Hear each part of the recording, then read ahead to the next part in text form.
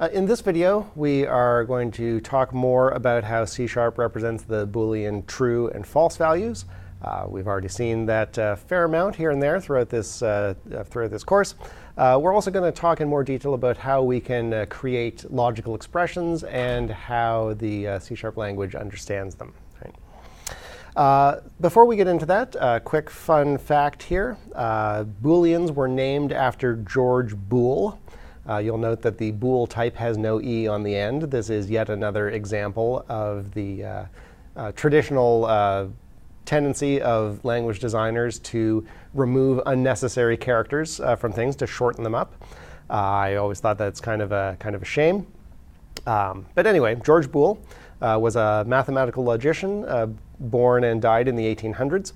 One of my favorite quotes from him, he said, "It is not of the essence of mathematics to be conversant with the ideas of number and quantity." And what he was getting at here is most people think about math as being about numbers. Some people think that that's all math is numbers. But Boole pointed out that there was a rich mathematical logic that involved only true values and false values, and that you could do a lot of mathematics with only true values and false values, and that it was interesting mathematics. So anyway, let's take a look at some code. So you'll recall that we've talked about Booleans before. We know that the equality and inequality and greater than and less than operators produce Boolean results. Right? So if we have doubles, 123.4 and 345.6, one of them is bigger than the other. The question is x bigger than y? And the answer is false. Right? And recall that we can say that the type of this thing is bool. Right? We can say have a variable called likes broccoli. That is false. I do not like broccoli. We can also call the variable's type Boolean. We can spell it all out. Recall that I pointed out earlier that you could say system.string, and you can say system.character, and there's a type for each C# built-in type that's in the system namespace. Nobody ever says Boolean, right, likes chocolate in C#. There are other languages in which people do. Everybody just uses bool. Right? There are a bunch of operators on Boolean values that we have not seen yet. We've seen greater than and less than, and plus and minus and times and divide and remainder. None of those are applicable to Booleans. You can add Booleans to strings, and it will turn the Boolean into a string and concatenate it onto the string. But all the other things don't make any sense. You can't add two Booleans together. You can't subtract two Booleans. You can compare them for equality, but you can't say one is greater than the other. There's an operator on the Boolean type, the bang operator it's sometimes called, or the logical not operator, and it inverts the value of a Boolean. Right? So we have this Boolean here, likes chocolate. It's true. If we print out not likes chocolate, then no surprise, it prints out false. Right? We also have an operator and, which is a double ampersand. Right? So the double ampersand takes two Boolean operands, and it produces true if both the operands are true, and it produces false if one or the other or both are false. So if we step through this, do I like both broccoli and chocolate? No, I do not like both broccoli and chocolate because I don't like broccoli. So likes both is false. There is also an or operator, and it is two pipes in a row, for lack of a better name for that symbol, the vertical bar symbol. Right? The or operator produces the value true if either of its operands are true, and it produces false only for the case where both of its operands are false. Right? So this is the one or the other or both operand. Right? Do I like either broccoli or chocolate? Yes, I do, because I like chocolate. Those two are the most, and the not operator, are the most commonly used Boolean operators.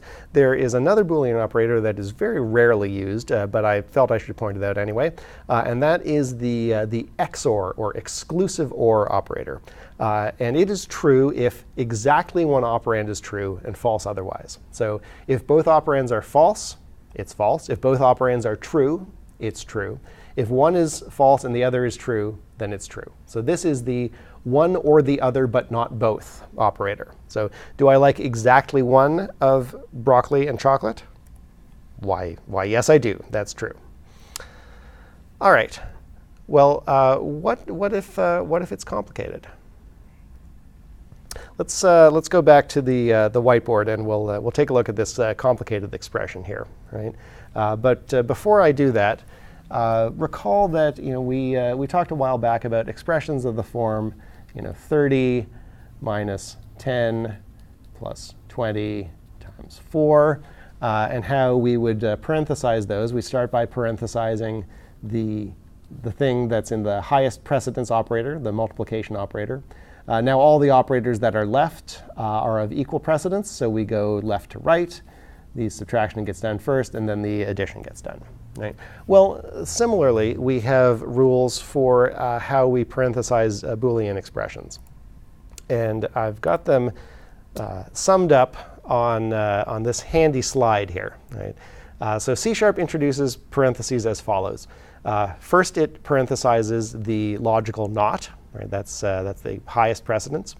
Then it parenthesizes the multiplication, division, and remainder operators, going left to right. Then it does the addition and subtraction operators, going left to right.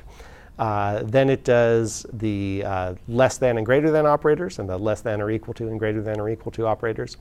Then the equality and inequality operators. Then XOR. Then and finally OR.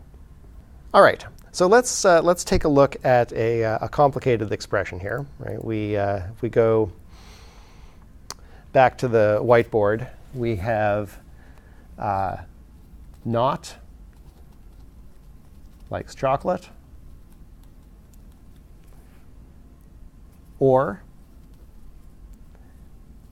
10 plus 20 times 30 is greater than 40,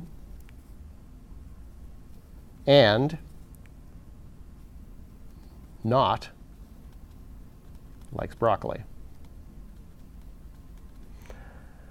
All right, how on earth are we going to parenthesize this thing?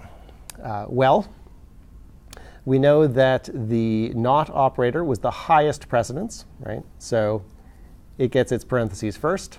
There are two nots, so there we go. Right?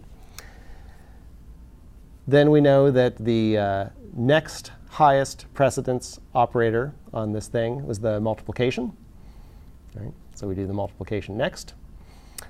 Then we know that the next highest precedence operation was the addition. So the addition happens next. Right? Then the greater than operation. So that happens next. And then the and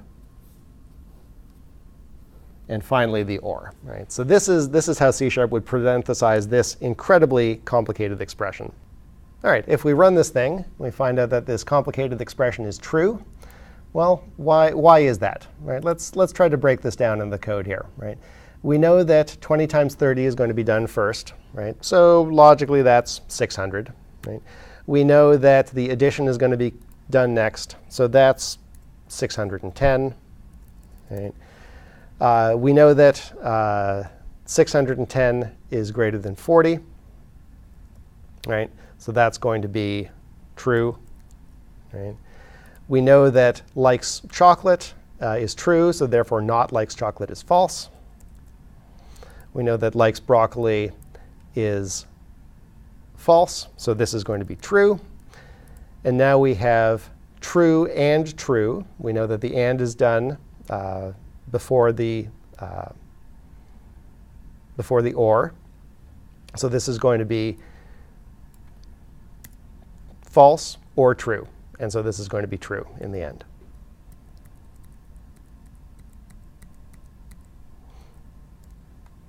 All right, so let's take a look at another complicated expression. This one is a lot more straightforward than that last one. I'm going to say z is equal to 5. And then I'm going to say this Boolean, not 5 or 10, is going to be true if z is not 5 or 10, right? Well, what is this thing? Apparently, it's true that this thing is not 5 or 10, but it's 5. Does that make any sense? Well, think about it like the C# compiler thinks about it, right? There's a joke that you can play on children like this, right? You go up to a child and you say, I have 2 coins in my pocket. They total 15 cents. One of them is not a nickel, right? How can this be possible, right? And if the child is smart, they will say the dime is the one that is not a nickel, right? And the same thing is happening here, right? We are saying, OK, what is not 5 or 10? Well, is z not equal to 5? Well, no. Z not equal to 5 is false. Is z not equal to 10 true or false? That thing is true. It's true that z is not equal to 10. We asked, is this thing or this thing true? One of them is true, right? This one is not a dime, right? This one is not a nickel. And so the whole thing is true. This is a very common mistake. I have seen this mistake in professional, high-quality financial analysis software that has caused serious problems. What the author of this code intended to write was z is not 5 and z is not 10, right? It is not either of these things. So be super careful when you are writing complicated Boolean expressions. As we've seen, it's quite tricky to figure them all out. Summing up this video, we've seen that Boolean values can be manipulated with operators. There's a not operator, which is a unary operator. It just sits on the left-hand side of its operand. There's an AND operator, an OR operator, and an exclusive OR operator. They're all binary operators. They take 2 operands.